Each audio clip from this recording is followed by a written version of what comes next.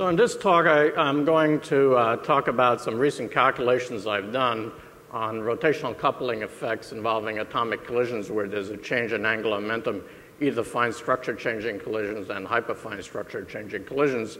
But this work really stems from a collaboration we did with Alex some time ago. And so as an overview, I'm going to talk about the basic theory that we developed in this paper in 1994.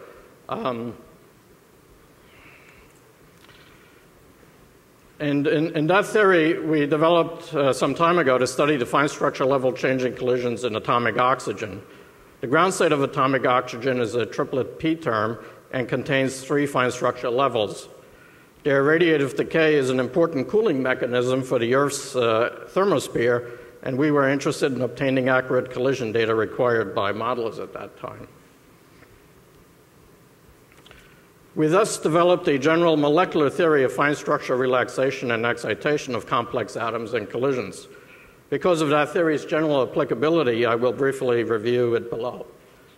I will then describe recent applications to other systems, in particular the titanium-helium system, a 3F atom in collision with a structureless target, the helium atom, and I will also discuss hydrogen-hydrogen collisions in which the hyperfine levels undergo a transition due to the collision-induced spin flipping of the electrons.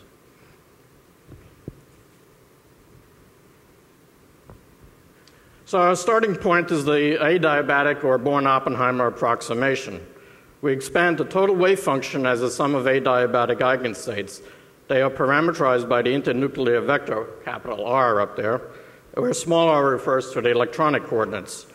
The Born-Oppenheimer energy eigenvalues are parameterized by the distance of separation of the two atoms. However, the adiabatic wave functions depend on the orientation of the nuclei. We account for this by expressing the adiabatic Hamiltonian in terms of a quantity called HBO, or H Born-Oppenheimer for short, will be here. And that's basically the adiabatic Hamiltonian set up in the preferred coordinate system along the z-axis. So HBO only depends upon the internuclear separation distance, and then, but the adiabatic eigenstates are then given as a rotation of those states that are parameterized to quantum numbers of the Born-Oppenheimer eigenstates. So U sub r is a rotation operator and k the total angular momentum operator. In this way, the adiabatic eigenstates are expressed in terms of Born-Oppenheimer states that are labeled by lambda, the projection of electronic orbital angular momentum on the internuclear axis, S, the total electronic spin, sigma, the projection of the spin on the internuclear axis, and L is a total electronic orbital angular momentum, but it is only a good quantum number in the asymptotic region when the atoms separate.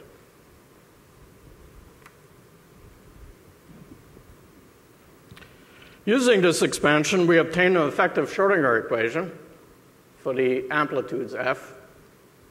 V sub r is a multi-channel scalar potential and is expressed as a linear combination of the Born-Oppenheimer eigenvalues.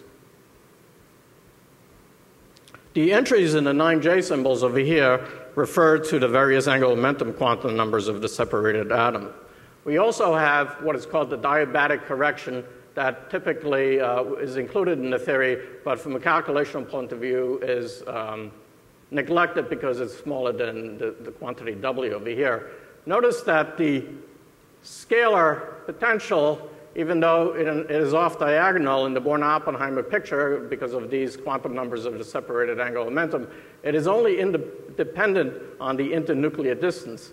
So this term over here is actually not anisotropic. All of the anisotropy is contained in this vector potential A over here.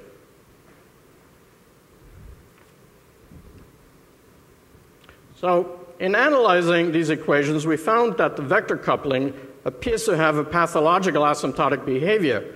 They diminish only as the inverse power of R in the separated atom limit. So we performed a unitary or gauge transformation to eliminate these anomalous, what appear to be anomalous couplings, and we ignore additional but asymptotically well-behaved vector couplings, which we refer to as additional non-adiabatic effects. Now we obtain a new scalar potential that has an explicit angular dependence.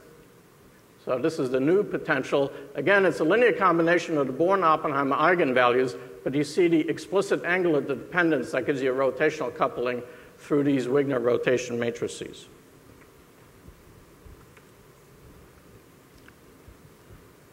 In order to solve these equations, it's desirable to obtain radial equations via a partial wave expansion up here. However, because the potential is angle dependent, we need to perform a recoupling. So we define a recoupling of the ordinary spherical harmonics. If you have an isotropic potential, you only need to concern a direct sum of these, but we have to recouple with the three J symbols over here to a total angular momentum, which we call J. Here, J labels the total angular momentum that is conserved. For a given chain, J, we have a finite set of coupled radial equations given over here that involve a multi-channel effective radial potential V sub r. And this form is also block diagonal in the total quantum number J. From that, we can solve these equations to extract the radial partial wave S matrices and obtain the desired scattering amplitudes. So to summarize what I just said in the last few slides, we start in the fully adiabatic or molecular picture. The radial potential is isotropic, but contains long-range angular couplings. We eliminate them by a gauge transformation to something which we call the atomic gauge. So we remove those potentials. Some of those potentials are still left, but now we have an anisotropic scalar potential, multi-channel scalar potential. As I'll show explicitly later on, if the Born-Oppenheimer energies are all degenerate, all of the anisotropy or angular dependence actually disappears. And then we introduce a partial wave expansion, a recoupling, and constructed the radial S matrices from that.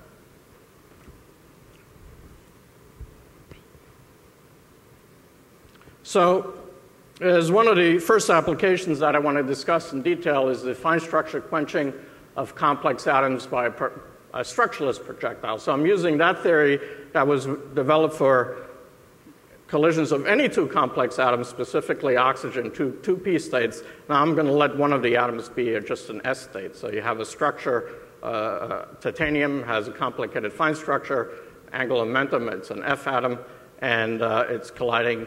You could still use that theory, but it simplifies tremendously because a lot of these 9J symbols collapse. The motivation for studying this system is a paper some time ago where, take some water, I get dry up easily.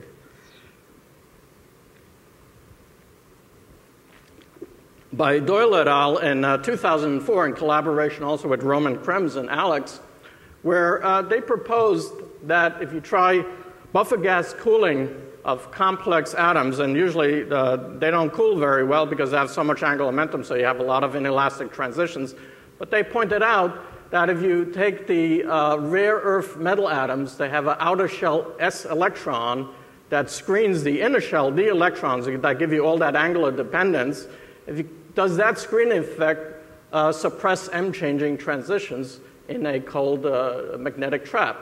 And the answer was yes, both experimentally and also theoretically in the calculations of Krems and Dalgarno. So we ask ourselves the natural question, does the same oppression occur in fine structure transition, which is a L-changing or total angular momentum changing transition?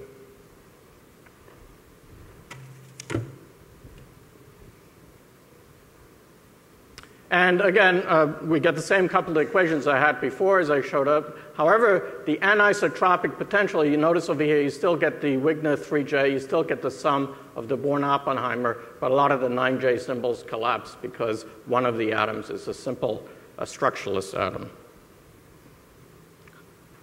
These are the Born-Oppenheimer potentials of the titanium-helium system. This was calculated by Jacek Klaus a few years ago. And two things you notice, that the states, the four different states, the sigma, pi, delta, and phi states of this system are nearly degenerate, and also they have a fairly shallow well. Now, this has important implications in our rotational coupling theory, because if you look at the structure of this term over here, and let's express these energies in terms of a mean value background potential, which is an average of this, plus a small defect for each term. When you incorporate this into over here, the first term, you can use unitarity of the rotation matrices, and also these things collapse also because of orthogonality, and you just simply get a background potential that only gives you elastic scattering and no changing of angular momentum. So all the change in angular momentum comes about from a second term that comes from this term, which has the same structure as this, but now involves a coupling, if you like, a radial coupling that is very, very small, but this gives you all the angular coupling, and it looks like that term is very small, and it should lead to a suppression of fine structure. Indeed, our calculations show that is true. Here are some of the results of the calculation for the various fine structure levels of the titanium system.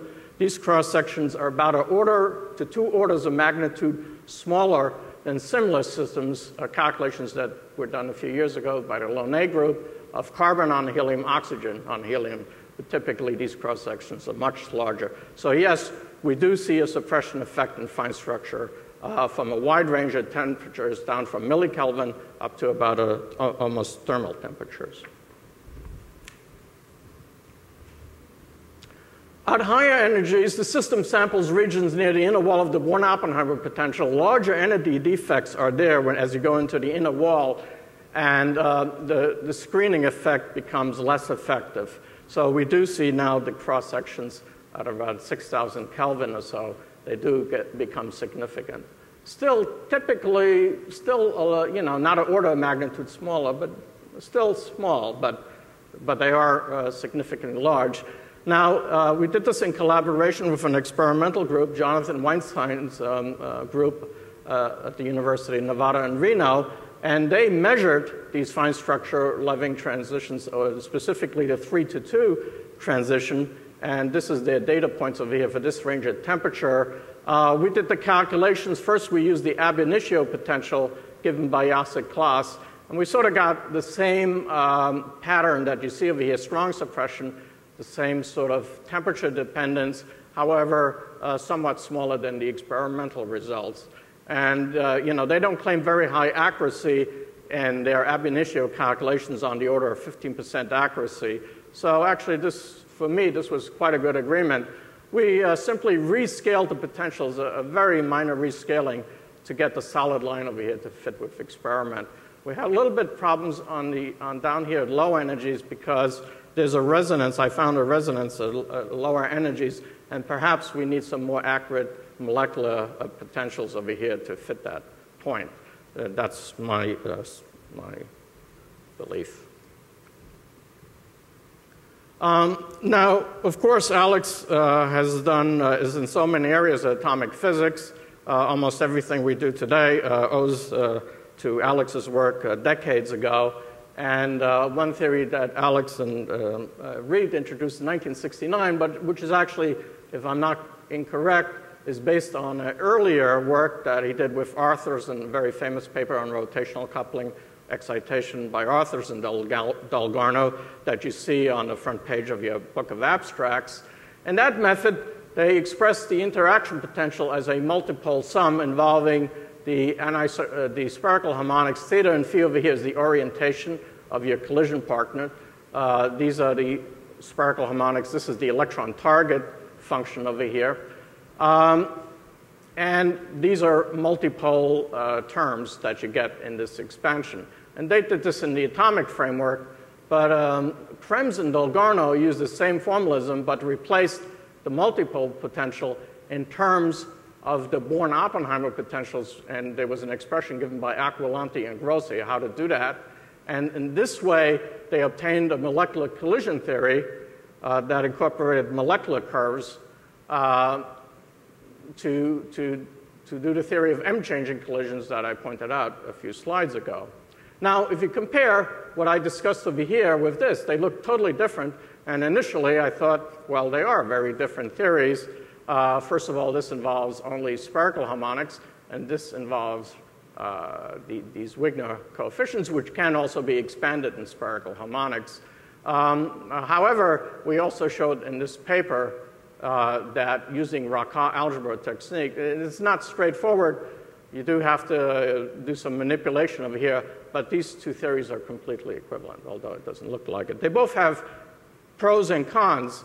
This is one of the things that you notice in this theory. You can easily isolate the various multipole terms over here that is hidden in here. However, this term is directly proportional to Born-Oppenheimer, so the screening effect you can see immediately just by assuming these things are degenerate, and this thing collapses right away. But again, it's nice to see that in the other slide, one of the important things, as Gordon said, is to do things the same way. So maybe this slide, inadvertently, this was an example of that. But the second thing that second type of calculations I like to talk about are spin flipping transitions involving hyperfine level atoms. And the motivation for this is what is now today called 21 centimeter cosmology, which is considered a new frontier in cosmology.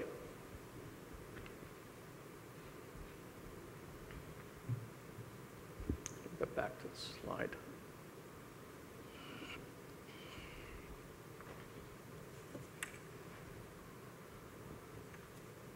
So the past decade has seen the emergence of precision cosmology. The WMAP mission measured with exquisite precision slight fluctuations in the cosmic microwave background field generated at the instance of recombination at a redshift around z equals 1,000. Cosmologists believe that these fluctuations were initially generated in the inflation scenario almost immediately after the birth of the universe. It is believed that these same fluctuations gave rise to complex features observed in the matter distribution seen in the universe today. However, WMAP took a snapshot at one instance of time, basically at the instant of recombination, right over here. Astronomers hope to follow the evolution of these fluctuations from the period of recombination to the era of reionization of around z is equal to 6, when the universe was reionized again and the first stars began to shine. The problem is, of course, there was this interim period called the Dark Ages, where the universe was primarily composed of neutral atomic hydrogen, some helium, and some trace molecules and ions and electrons. So the question is so if you want to look in the Dark Ages, you want to follow the evolution of these density fluctuations, you have to look at ground state atomic hydrogen. How do you look at atomic ground state hydrogen? The answer is, of course, the 21 centimeter line. Anyway, this is also a graph of one of the proposed future project, the Square Kilometer Array, that hopes to detect the 21 centimeter radiation at reionization and beyond into the Dark Ages.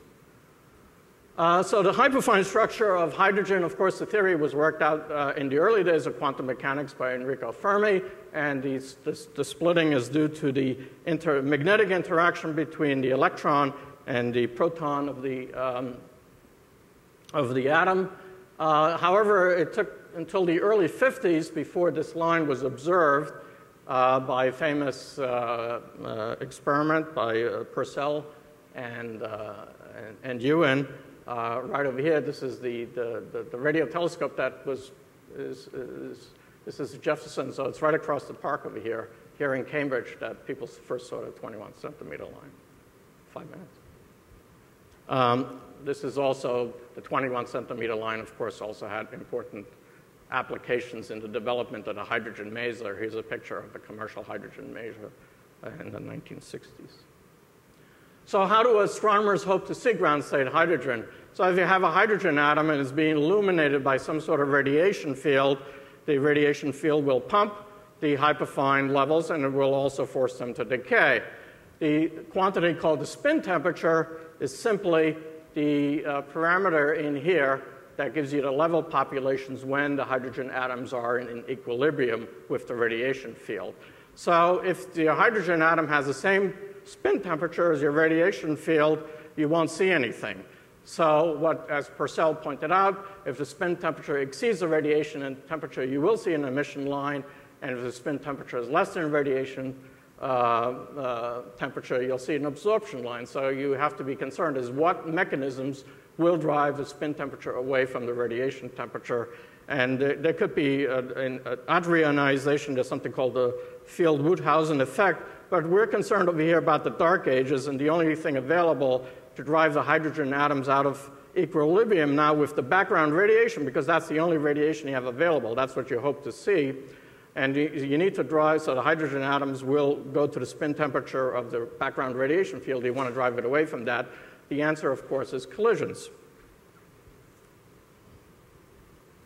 And, of course, Alex was a pioneer in developing the theory of hydrogen spin-changing collisions. Today, we call this spin exchange as the mechanism by which a hydrogen atom coming into a degenerate and triplet state performs a spin flip.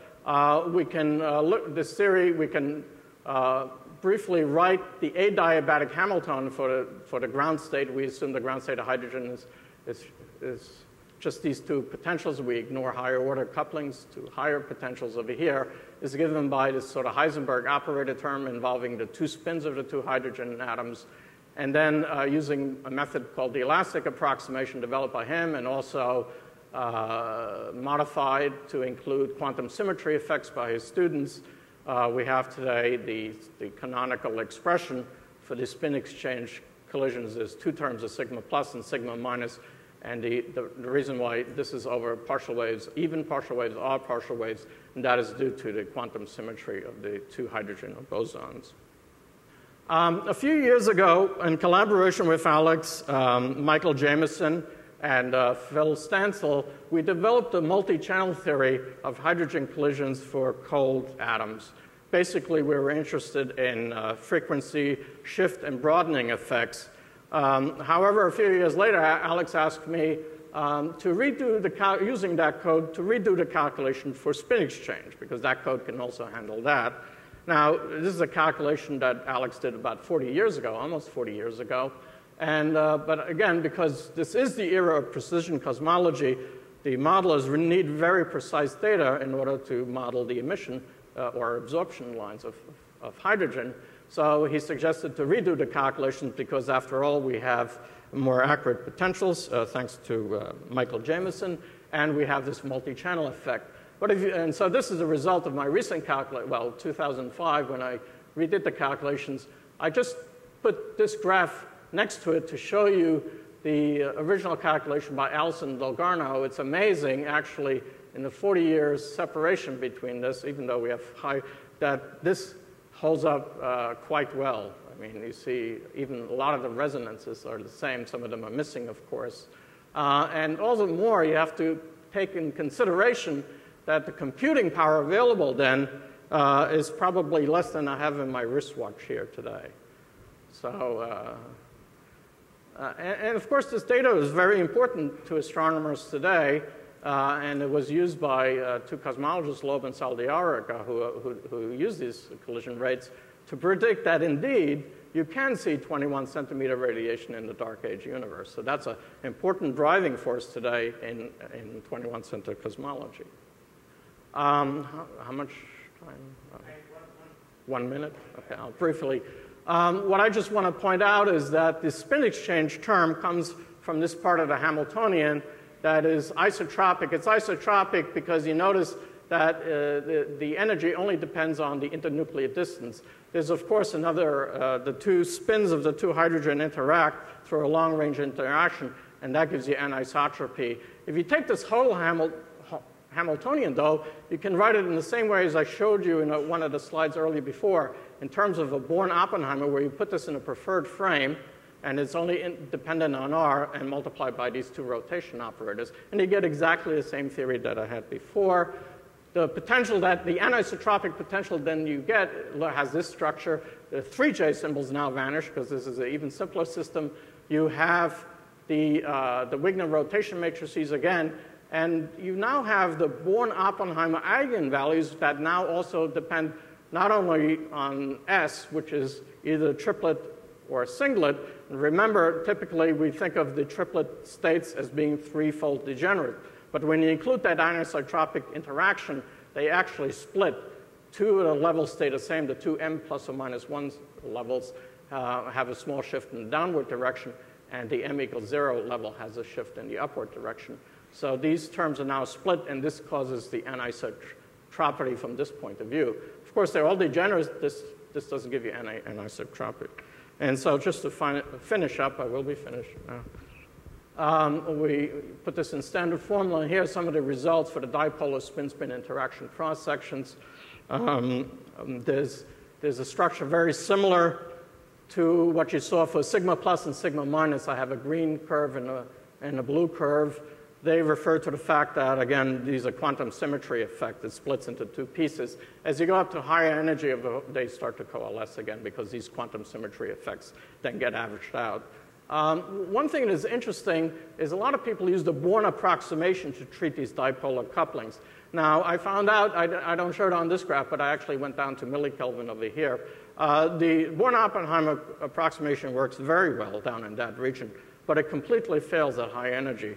Indeed, if you think about the Born-Oppenheimer approximation, you have two plane waves. You have this dipole operator that goes 1 over r cubed. You put it in the integral, all of the energy dependent cancels out. And what you predict is a cross-section for the Born-Oppenheimer approximation that is constant. Actually, it has a value up here and it goes over here, where these cross-sections decay like this. So you have to put in a lot of effort to do a multi-channel calculation over here. But it's necessary. The Born approximation fails completely.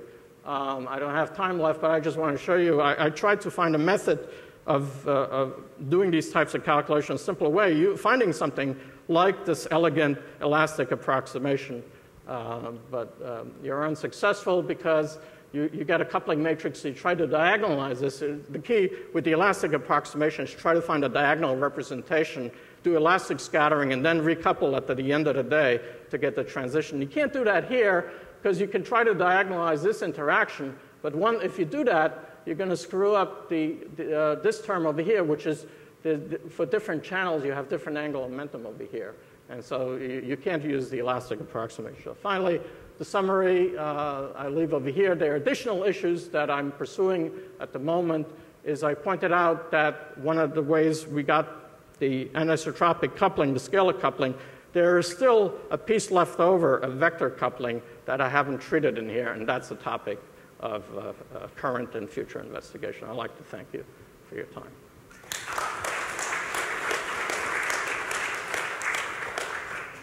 Well, thank you very much, Bernard, for that excellent talk. So that's some complicated angular momentum algebra going on there.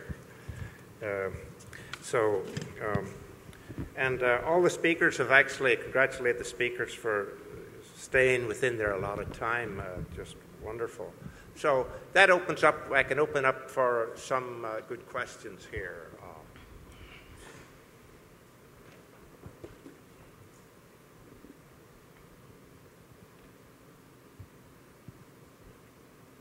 So if... yes, Gordon has a question. Yeah.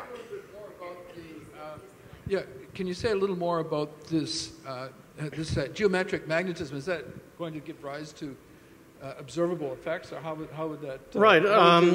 What geometric magnetism? That's terminology invented by Michael Berry. What he did is he took the model. In the Berry phase, he had a simple two-state model where he showed you had adiabatic evolution. You have some sort of parameter, and you change the parameter, and you get an accumulated phase. That phase is expressed as integral of a vector potential around the loop.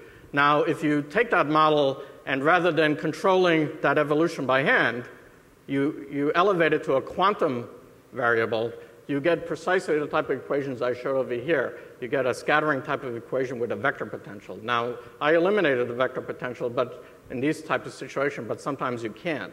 And so you get what is called geometric magnetism because these vector potentials act like an effective magnetic field. So the system behaves as it's evolving in an effective magnetic field.